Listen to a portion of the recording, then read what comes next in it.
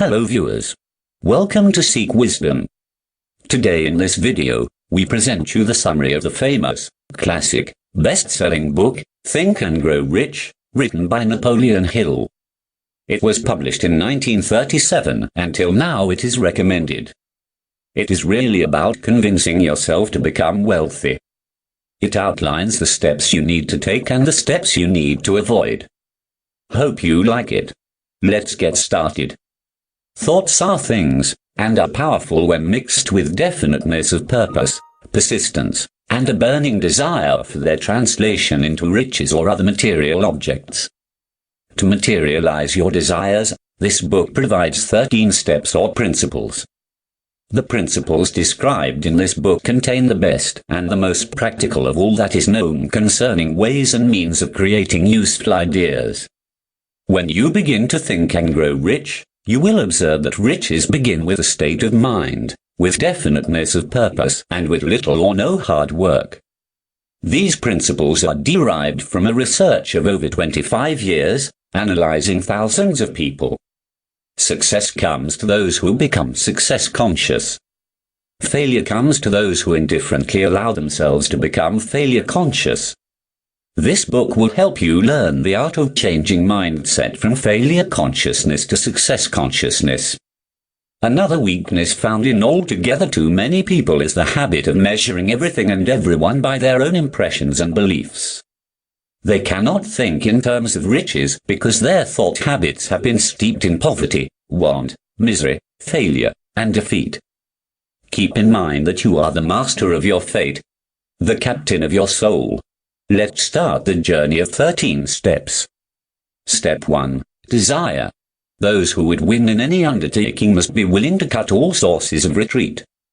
Only by so doing can one be sure of maintaining that state of mind known as a burning desire to win, essential to success. Wishing will not bring riches, but desiring riches with a state of mind that becomes an obsession, then planning definite ways and means to acquire riches, and backing those plans with persistence, which does not recognize failure, will bring riches. The method by which desire for riches can be transmuted into its financial equivalent consists of 6 definite, practical actions. 1. Fix in your mind the exact amount of money you desire. It is not sufficient merely to say, "I want plenty of money." Be definite as to the amount. 2. Determine exactly what you intend to give in return for the money you desire. 3. Establish a definite date when you intend to possess the money you desire. 4.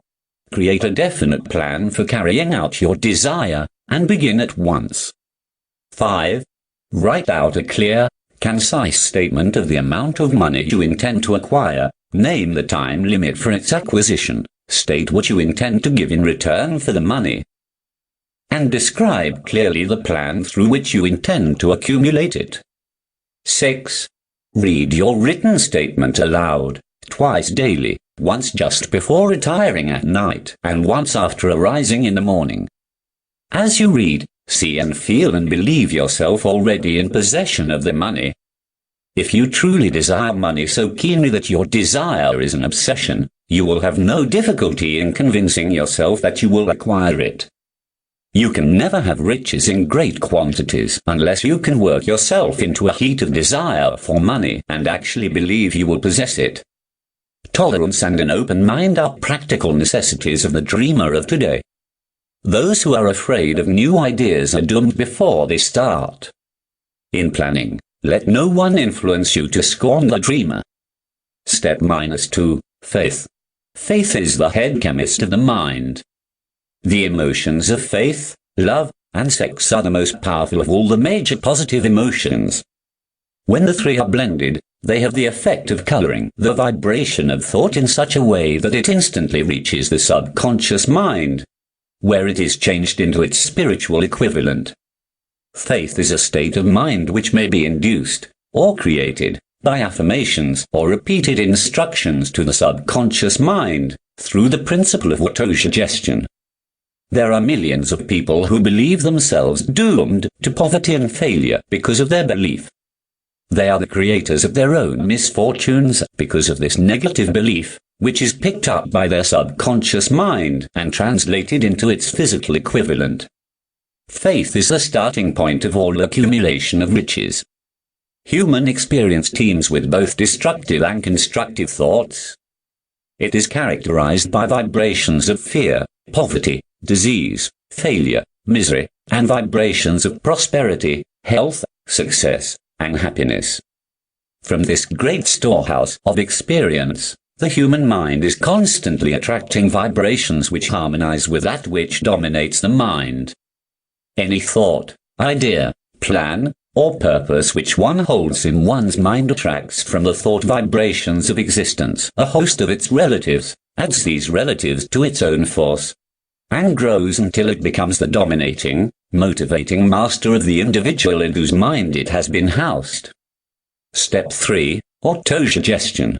Autosuggestion is a term which applies to all suggestions and all self-administered stimuli which reach one's mind through the 5 senses. It is also called self-suggestion. It is the agency of communication between that part of the mind where conscious thought takes place and that which serves as the seat of action for the subconscious mind. The dominating thoughts which one permits to remain in the conscious mind will reach and influence the subconscious mind through the law of autosuggestion. Subconscious mind resembling a fertile garden in which weeds will grow in abundance if the seeds of more desirable crops are not sown therein. Autosuggestion is the agency of control through which an individual may voluntarily feed his or her subconscious mind on thoughts of a creative nature, or, by neglect, permit thoughts of a destructive nature to find their way into this rich garden of the mind. You will get no appreciable results until you learn to reach your subconscious mind with thoughts or spoken words which have been well emotionalized with belief. Step 4. Specialized knowledge. There are 2 kinds of knowledge. One is general. The other is specialized. General knowledge, no matter how great in quantity or variety it may be, is of but little use in the accumulation of money. What we need here is the specialized knowledge. Any person is educated who knows where to get the knowledge when it is needed and how to organize that knowledge into definite plans of action. If you contemplate pursuing additional formal education, first determine the purpose for which you want the knowledge you are seeking. Then learn where this particular sort of knowledge can be obtained from reliable sources. Step 5. Imagination. The imagination is the workshop wherein are fashioned all plans created by humankind. Anything manifested physically is first created in your imagination. It is of 2 types: synthetic imagination and creative imagination. Through synthetic imagination, one can arrange old concepts, ideas, or plans into new combinations. This faculty creates nothing. It merely works with the material of experience, education, and observation with which it is fed. Through the faculty of creative imagination, the finite human mind has direct communication with infinite intelligence. It is the faculty through which hunches and inspirations are received, which we call as ideas. Ideas are the beginning points of all fortunes. It is through this faculty that one individual may communicate with the subconscious minds of others. This faculty functions only when the conscious mind is functioning at an exceedingly high level of intensity. Both the synthetic and creative faculties of imagination become more alert with use, just as any muscle or organ of the body develops through use. Ideas are intangible forces, but they have more power than the physical brains that give birth to them. They have the power to live on, after the brain that creates them has returned to dust. Step 6. Organized planning. This step involves the formation of a definite, practical plan through which this transformation may be made. While planning, keep in mind these 2 facts. First, you are engaged in an undertaking of major importance to you. To be sure of success, you must have plans which are faultless. Second, you must have the advantage of the experience, education, native ability, and imagination of other minds. If the first plan which you adopt does not work successfully, replace it with a new plan. If this new plan fails to work, replace it in turn with still another, and so on until you find a plan which does work. Just keep this fact in mind and remember, when your plans fail, that temporary defeat is not permanent failure. It may only mean that your plans have not been sound. Build other plans. Start over again. Step 7. Decision. Careful analysis of thousands of men and women who had experienced failure revealed that lack of decision tops the list of the major causes of failure. Procrastination, which is the opposite of decision, is a common enemy which practically every individual must conquer. The majority of people who fail to accumulate money sufficient for their needs are, in general, easily influenced by the opinions of others. If you are influenced by others' opinions when you reach decisions, you will not succeed in any undertaking. You have a brain and a mind of your own. Use them and reach your own decisions. Instead of getting influenced by opinions, make a habit of checking facts. The value of decisions depends upon the courage required to render them. Analysis of several hundred people who had accumulated fortunes disclosed the fact that every one of them had the habit of reaching decisions promptly and of changing these decisions slowly, if and when they were changed. Step 8. Persistence. Persistence is an essential factor in the procedure of transmuting desire into its monetary equivalent. The basis of persistence is the power of will. Willpower and desire, when properly combined, make an irresistible pair.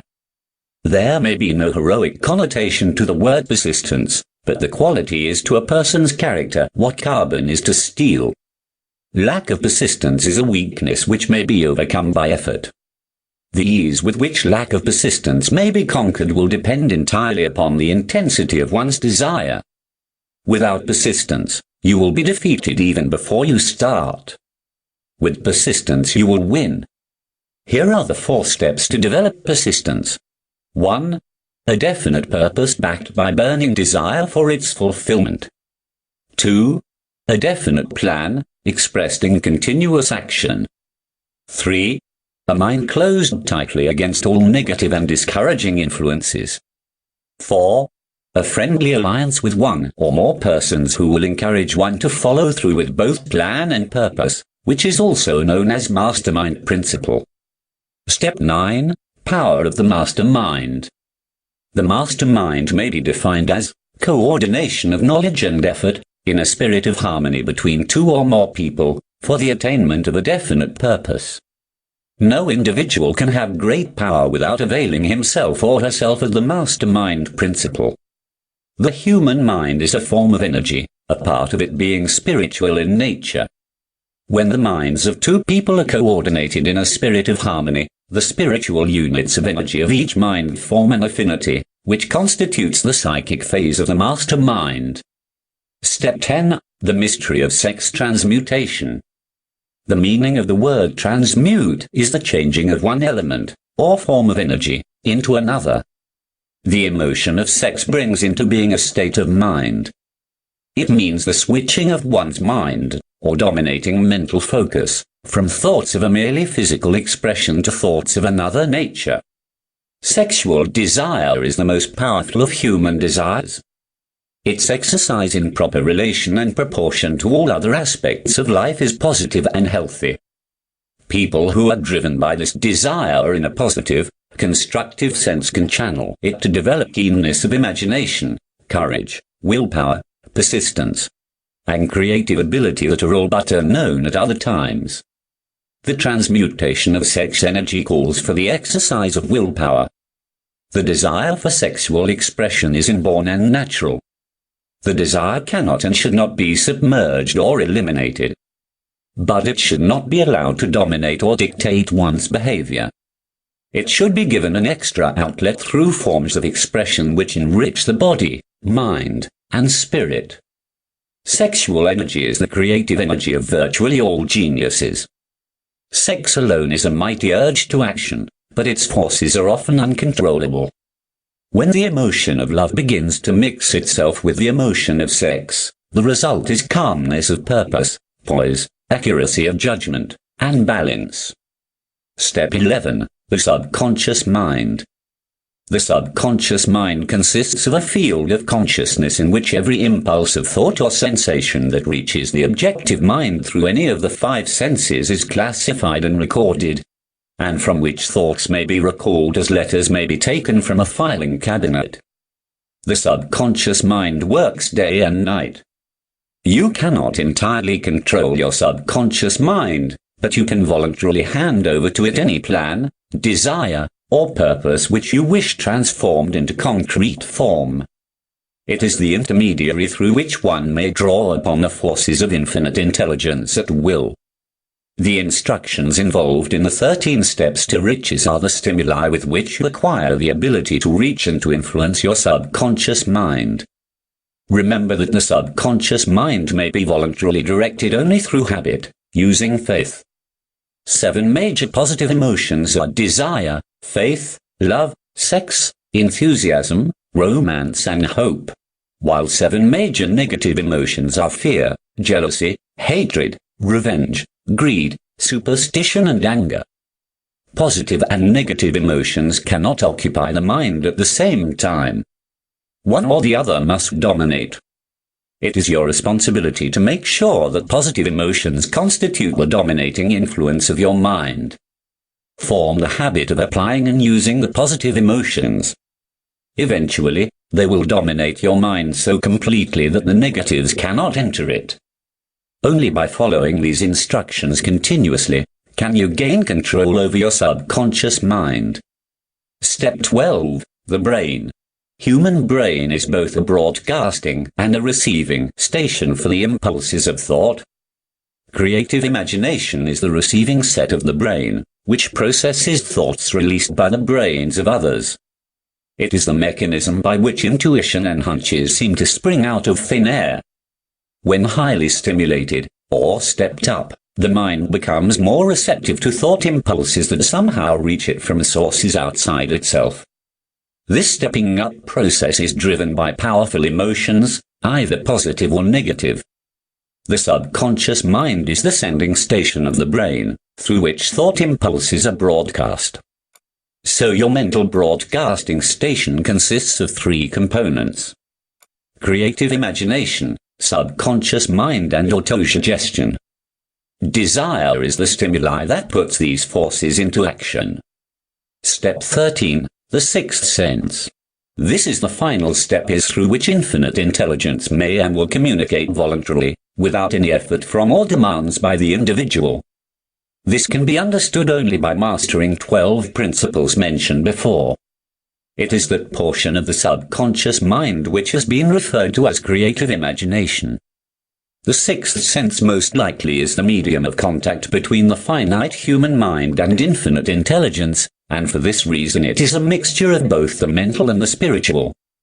Through the aid of the sixth sense, you will be warned of impending dangers in time to avoid them and notified of opportunities in time to embrace them. The sixth sense is not something that one can take off and put on at will. Ability to use this great power comes slowly, through application of the other principles outlined earlier. Source of information being received through sixth sense is not known yet, but it is for sure that information is received from other than 5 senses, and is generally received when mind is under the influence of extraordinary stimulation. However, if your desire is only materialistic, then you can benefit from the 12 principles mentioned before. Here we shall wind up the video.